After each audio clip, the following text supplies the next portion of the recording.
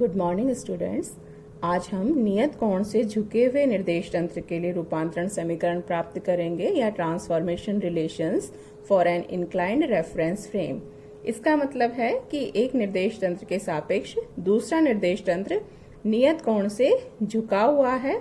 ये जो दोनों के बीच कोण है वो कांस्टेंट है, रोटेशन नहीं हो रहा है या घूर्णन नहीं हो रहा है, केवल इंक्लाइंड है या झुके हुए हैं एक दूसरे के सापेक्ष। तो हमने दो रेफरेंस फ्रेम ले लिए हैं, S और S dash. S reference frame के कोऑर्डिनेट एक्सिस हैं X, Y और Z। इसी तरह S डैश के हैं X डैश, Y डैश और Z डैश।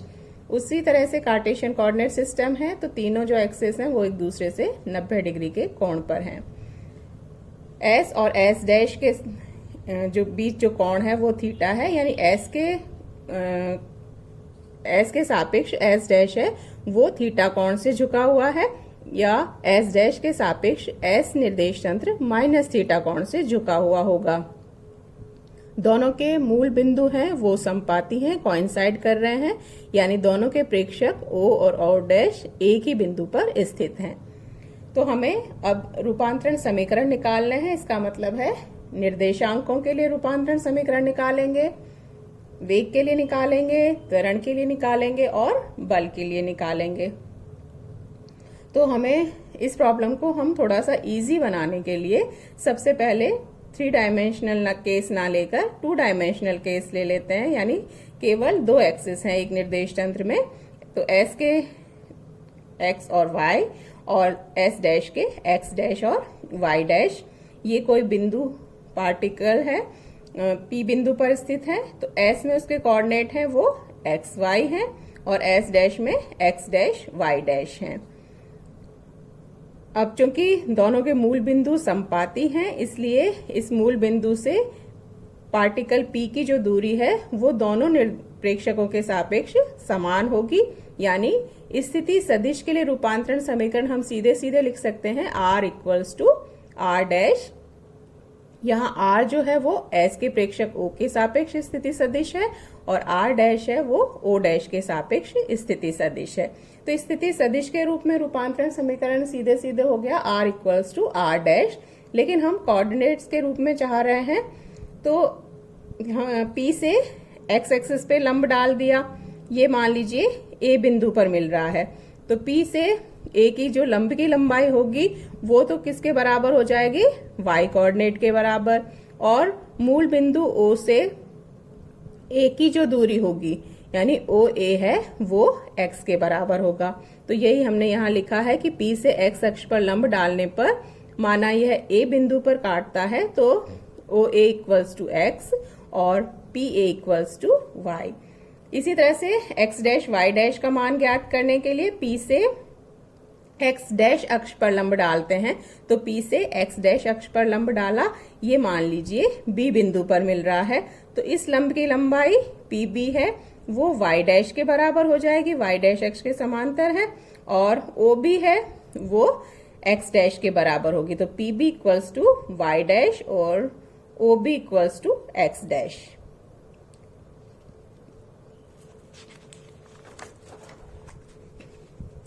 हमें जो निकालना है रिलेशन वो इस तरह से निकालना है कि X डैश XY का फंक्शन किस तरह से होगा और Y डैश भी किस तरह से XY के फंक्शन के रूप में लिखा जा सकता है। तो ये हमें निकालना है। उसके लिए हम क्या जो ट्रायंगल है वो कंसीडर करेंगे, 2 ट्रायंगल PCB और OAC।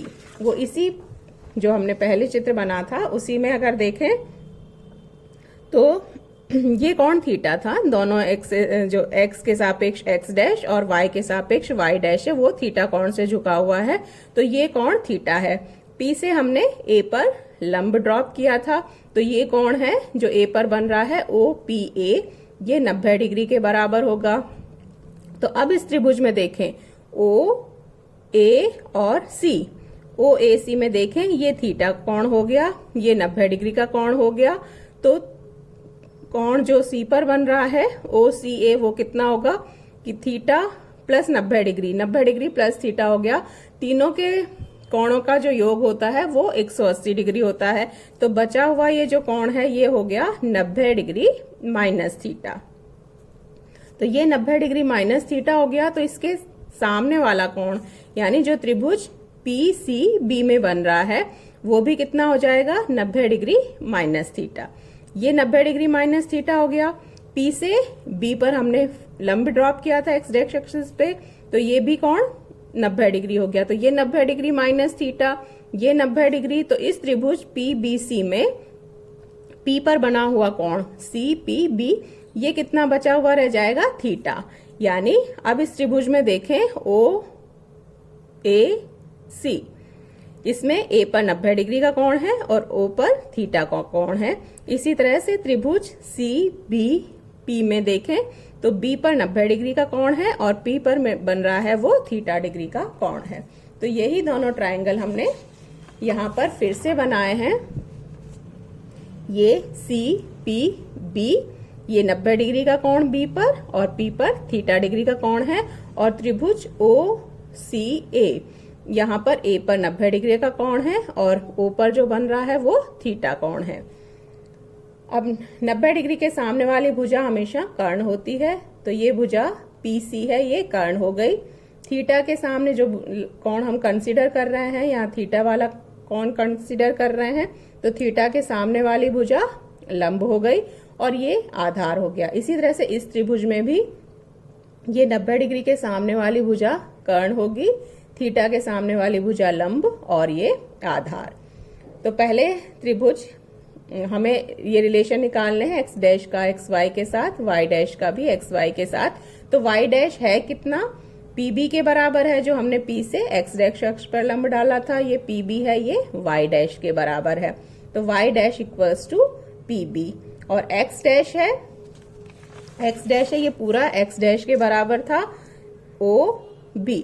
तो माना कि P से जो A पर लंब डाला था वो x डैश को C बिंदु पर काट रहा था, तो OB को हम लिख सकते हैं OC प्लस CB। तो x डैश F वो OC प्लस CB के बराबर हो जाएगा।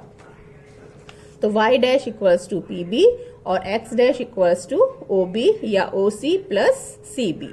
अब क्योंकि PB अपॉन PC, ये PB ये PC आधार बटे कर्ण, ये कॉस थीटा के बराबर है। इसका मतलब हुआ PB है वो PC कॉस थीटा के बराबर हो गया।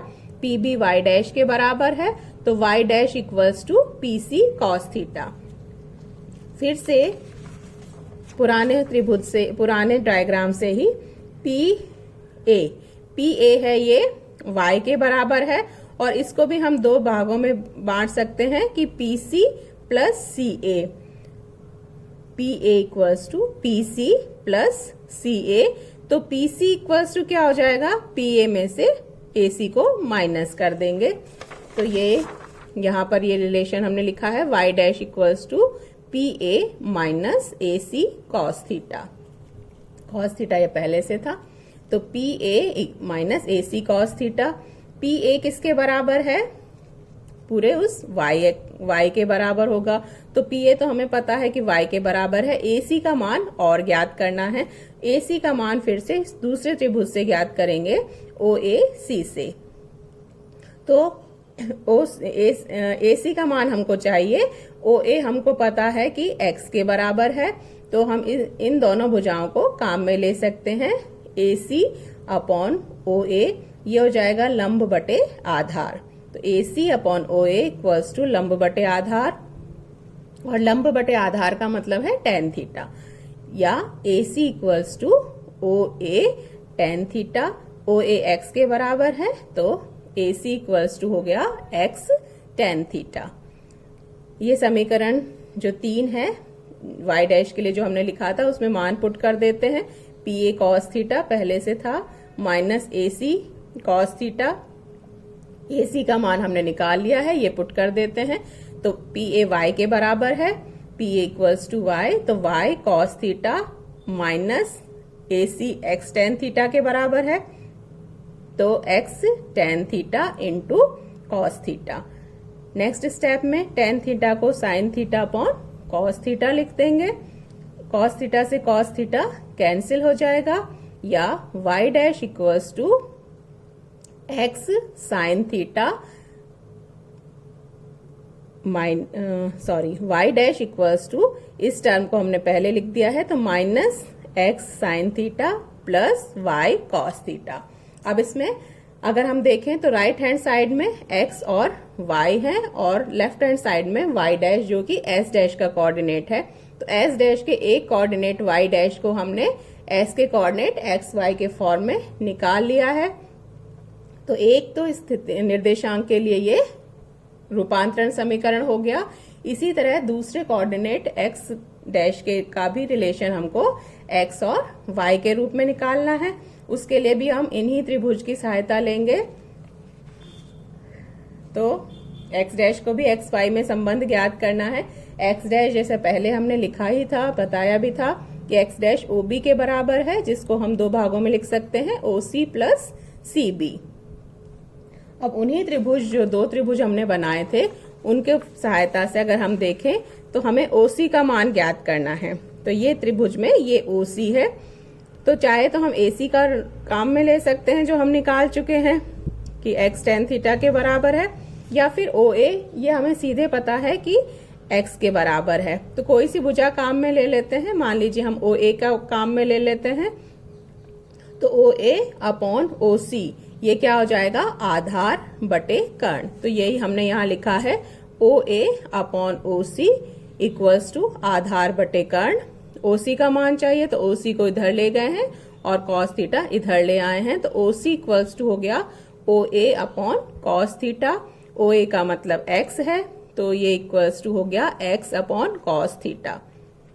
इसी तरह हमको CB का मान ज्ञात करना है, तो CB का मान इस त्रिभुज से ज्ञात करेंगे PCB से। तो ये CB का मान हमें निकालना है। फिर से कोई सी भुजा काम में ले सकते हैं, लेकिन y डैश का मान हमने अभी निकाल लिया है एक्स वाई की फॉर्म में, इसलिए हम CB का मान ज्ञात करने के लिए दूसरी भुजा PB काम में ले लेते हैं। तो CB अपॉन PB ये क्या हो गया, लंब बटे आधार।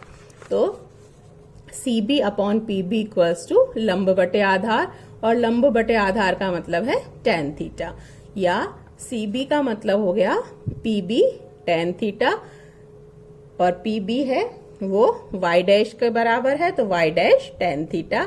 y डैश का मान अभी जो हमने समीकरण 5 से निकाला था कि minus x sine theta plus y cos theta, वो यहाँ पर पुट कर दिया है। तो CB इक्वल्स टू हो गया minus x sine theta plus y cos theta, इसका पूरे का मल्टीप्लीकेशन विद tan थीटा। दोनों टर्म्स को tan थीटा से मल्टीप्लाई कर देते हैं अंदर लेते हुए, तो CB इक्वल्स टू हो गया माइनस x साइन थीटा पहले से था, tan थीटा अंदर लेकर tan थीटा को हमने sine theta upon cos theta लिख दिया है, plus y cos theta into फिर से sine theta upon cos theta tan theta के लिए। तो फर्स्ट टर्म आ जाएगी CB equals to minus x sine theta, और यहाँ भी साइन थीटा ऊपर ही है, तो minus x sine square theta upon cos theta, plus यहाँ कॉस थीटा से कॉस थीटा कैंसिल हो जाएगा, तो प्लस y साइन थीटा। तो CB का मान हमें मिल गया minus x sine square theta upon cos theta plus y sine theta. ये वैल्यू CB की हमने 9th रिलेशन नाम दे दिया है इसको, और इसी तरह से जो हमने OC का मान निकाला वो 7th। ये x डैश का जो 6th इक्वेशन है उसमें हम पुट कर देते हैं। तो x डैश इक्वल्स टू था OC प्लस CB।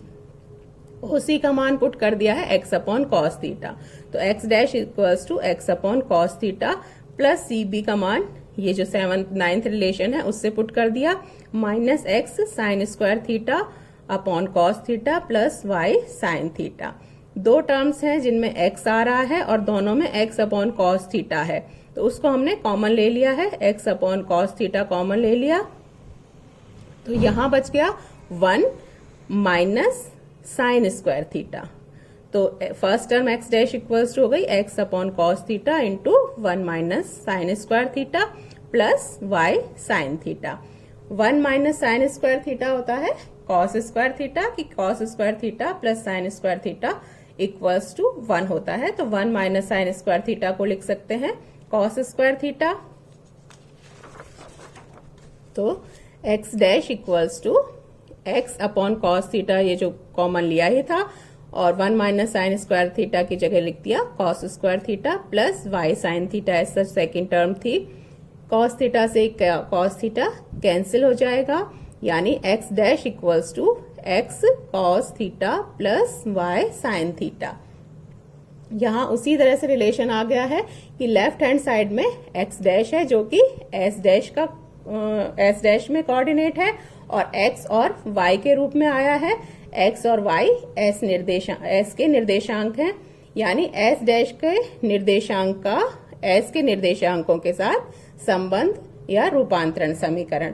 तो ये हमने कोऑर्डिनेट के लिए 2 डायमेंशनल केस में रूपांतरण समीकरण प्राप्त कर लिया कि x dash equals to x cos theta plus y sine theta, और y dash equals to minus x sine theta plus y cos theta.